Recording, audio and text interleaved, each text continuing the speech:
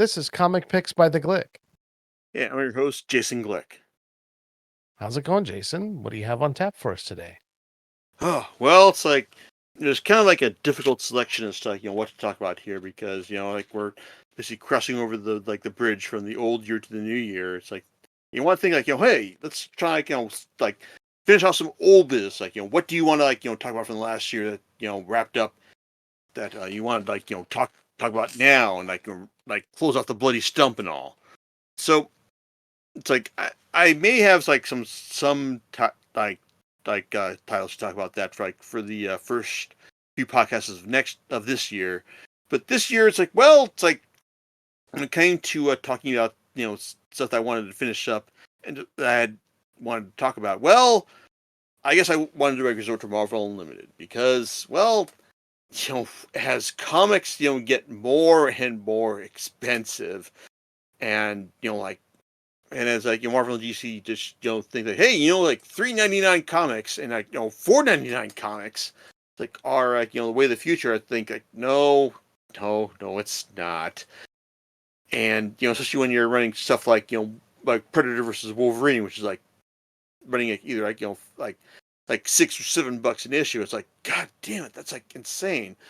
But the subscription services they're offering are actually a discount, especially if you're willing to read say, I don't know, 50 odd ish, like 66 issues like I was for this particular podcast, which more than makes up for the annual cost of Marvel Limited. Which, just saying, Jason, what did you read 66 issues of in order to do this podcast? Well, not just one series, two series.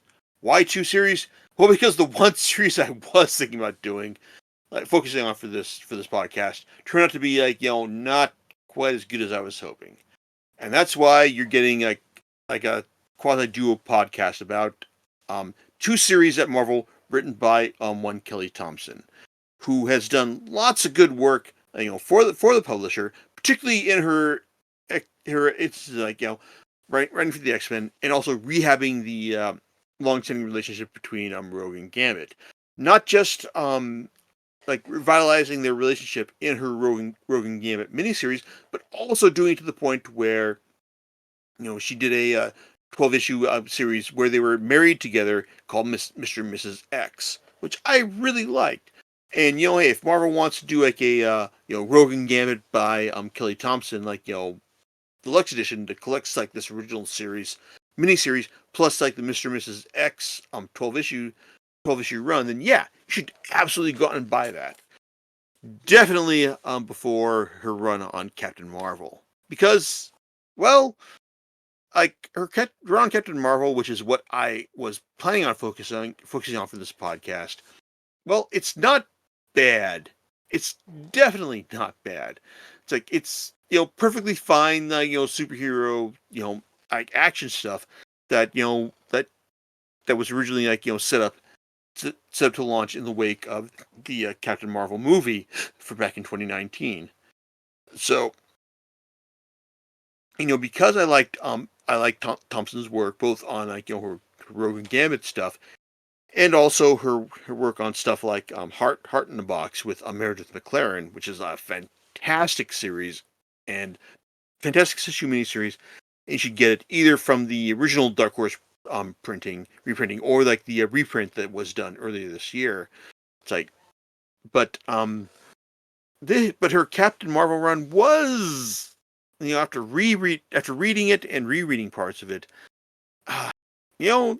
I can't say it was bad, or it's just one more sign that Jason, that you're getting too old for reading superhero comics and all, because it's it just basically had a lot of severely familiar tropes over its run, the first arc basically had Marvel, Captain Marvel, fighting, being sucked into an alternate dimension, that was set up by this Fantastic Four villain called Machismo.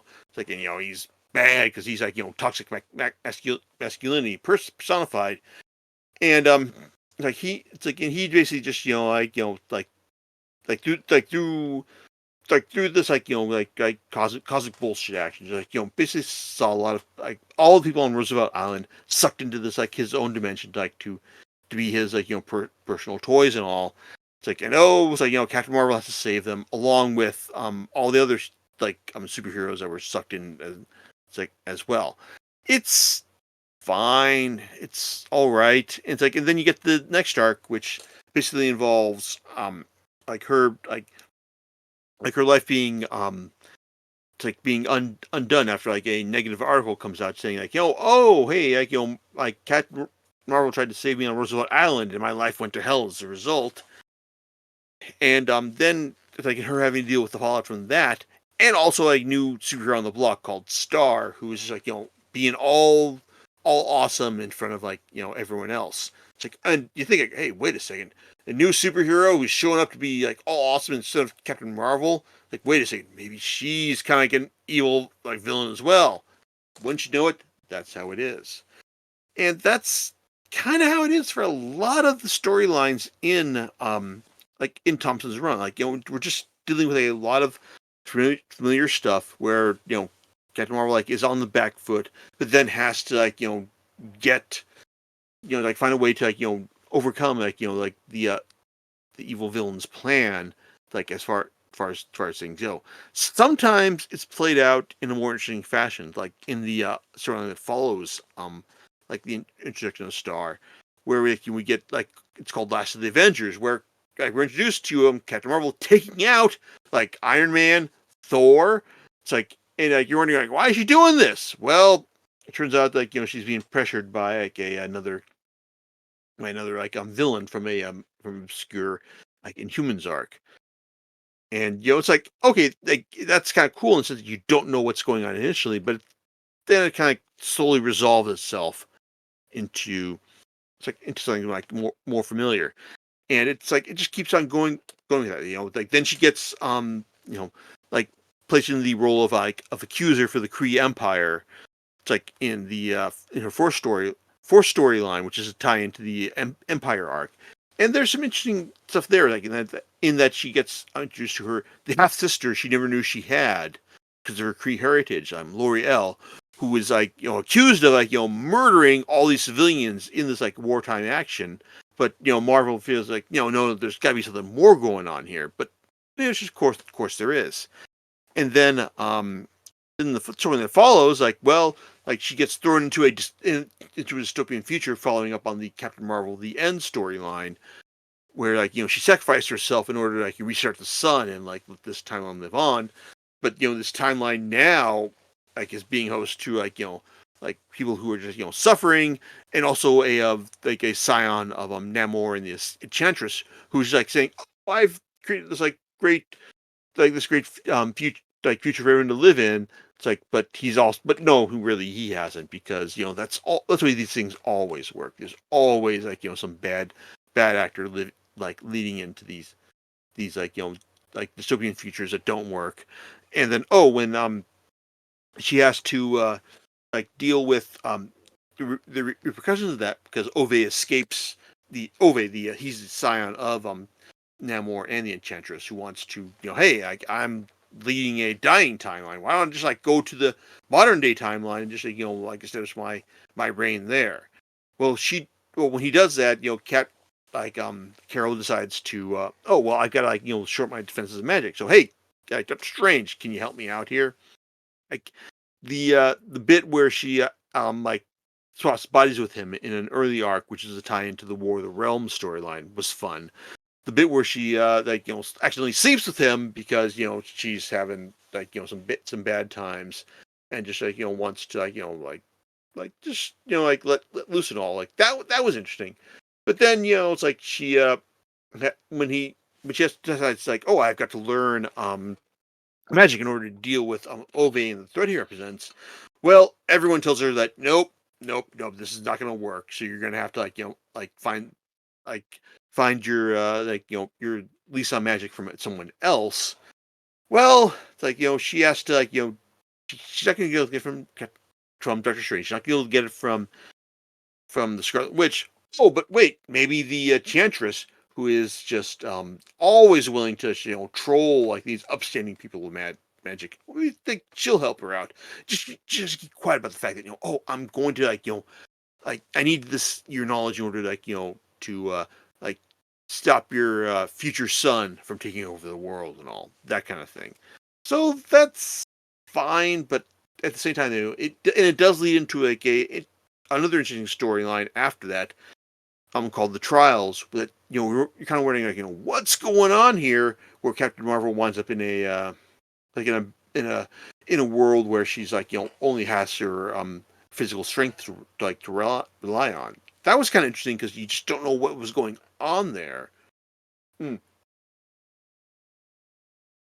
But it also skips over the last of the Marvel storyline, where Vox Supreme comes back to menace Captain Marvel, as well as every other like superhero who was wielded who was born the Captain Marvel name. So that was fine, but and then you get the final arc, which basically involves her Captain Marvel like fighting against the Brood, along with a bunch of other X-Men as well, because it also kind of ties into another X-Men story that is running at the same time.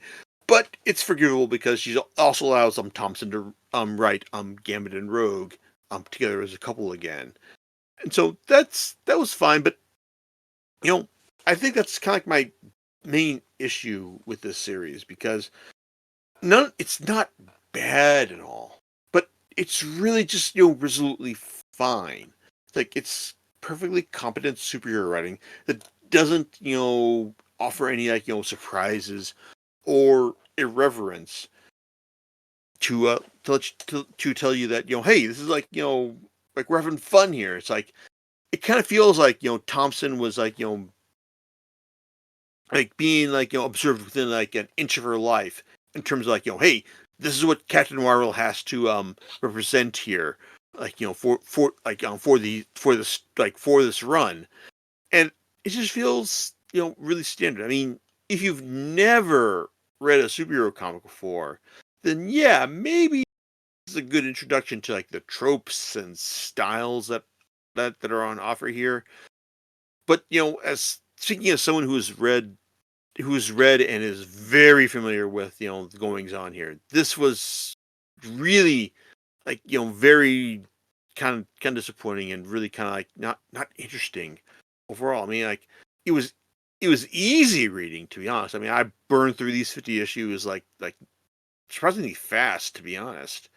But at the same time, though, it's like you know when someone makes it to like a run of 50 issues or more, like in a Marvel series these days, you kind of get the feeling that they're doing something right. That they're doing something who is like hey, pay attention to what they're doing here, because like it's like they're doing something that, that is like attracting like an audience outside of like the character's traditional fan base, that allows them to like to run to like like this like a like run to 50 issues, really, because like getting to 50 issues is like a lot harder these days on a superhero comic, or any superhero comic, really, because like people are just like hey, there's better things to do than just follow like a superhero comic that's like selling for like $4 or $5 these days. So on one hand, it's like I mean, it's like, if you want to read a Captain Marvel comic that's perfectly fine, then yeah, go ahead and read this. Go ahead and read Thompson's run, because I thought it was fine. I mean, I don't think it was bad, but the irreverence, the like it's like interesting, like surprising plotting that I see in her other series, I didn't get that from this, really, to be honest. It's like it's fine, and like Marvel is apparently committed to reprinting it in deluxe formats, because there's already a omnibus that reprints the first half of her series, and apparently they're also doing a epic edition that does like like the first 3 arcs of her run as well. So I mean, that's cool. I mean, I appreciate the fact that Marvel is like committed to like making sure this run gets out in front of as many readers as possible. But when after I read this, I kind of felt that hey, I know Thompson is capable of better stuff, so I decided to go back and check out one of the runs that I on one of her runs on a Marvel series that I liked, but I hadn't actually gotten around to finishing, and that was her run on Hawkeye. Now, Hawkeye, gained a lot of prominence um, several years back after, thanks to like a Matt Fraction, David Aja's run, which is like a fantastic run that I absolutely recommend to anyone, and it's also a gold standard as far as like, hey, if you want your series about like a C or D list superhero that can be appreciated, then yeah, it has to be at least this good. Which is why I did not follow the Jeff Lemire or Ramon Perez run afterwards, because it was not nearly as good. But Kelly Thompson's run after that, where she took on Kate Bishop's solo adventures in Venice, California, that was fun. It basically showed Bishop to be like a fun, irreverent superhero who was just like like maybe she wasn't like like like perfectly capable at everything she was doing, but she displayed confidence. She displayed like a lot of irreverence, like in just dealing whatever threat was thrown her way. Like either finding out what was done to Bad Brad, the guy who she was originally tasked with like finding out what this guy was dealing with, or the Colt who had kidnapped the girl that she was asked to find in the initial arc. That hey, it's like this is like it's like a guy who's just like promising like worldliness to a lot of people, and just was just secretly like using them to sap sap their strength and use them to power up himself. And it was all connected to the fact that that Bishop's father was actually like a super villain as well, and maybe he killed her dad too. Basically, these 16 issues that like that Thompson wrote were filled with a lot of like seriousness in terms of like what happened to Kate's mom, but also just Kate just dealing with a lot of just ridiculousness that threw her way, like like when she teamed up with Jessica Jones to find out what happened to this one girl who was also who basically like acquired dragon changing powers. Oh, or the issue where she teamed up with Laura Wolverine Kinney, and and her partner Gabby Honey Badger, and their Wolverine partner Jonathan, which is a great callback to Tom Taylor's all new Wolverine run, which is a lot of fun, and then subsequent arcs, which basically had Kate having to deal with like her body being stolen by her nemesis Madame Mask, and the final arc where she had to deal with Clint again, because like Clint is like he's a guy. It's like he's helpful and all, it's like, but she's kind of like Kate kind of views him as like the like angsty not angsty, like the like disreputable older brother that she kind of doesn't wish she had, but still kind of appreciates anyway. But it turns out that one of the people that she's fighting against like has it in for Clint after after she believes that he got her daughter killed in the events of Secret Empire.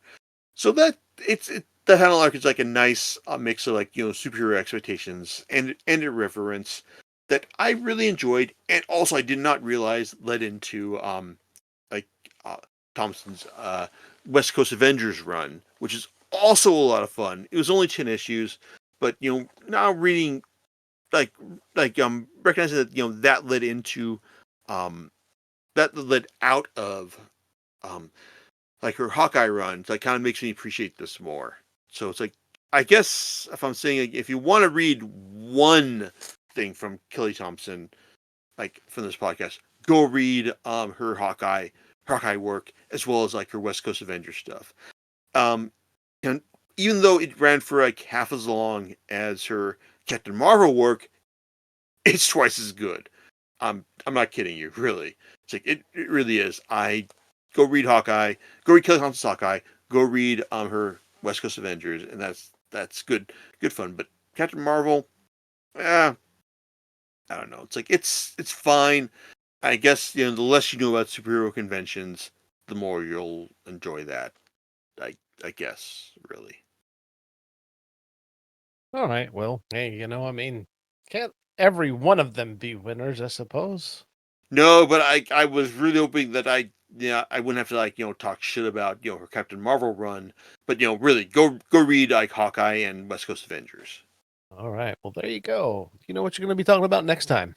Well, well, by the time we do the next one, it'll be like well into January, so I think it'll probably be time to do my best of 2023, and I hope that the last things I've ordered from them from 2023 will have arrived in order for me to do that. So there you go. Sounds like a proper plan. So we'll catch you next time on Comma Picks by the Glick. All right, laters.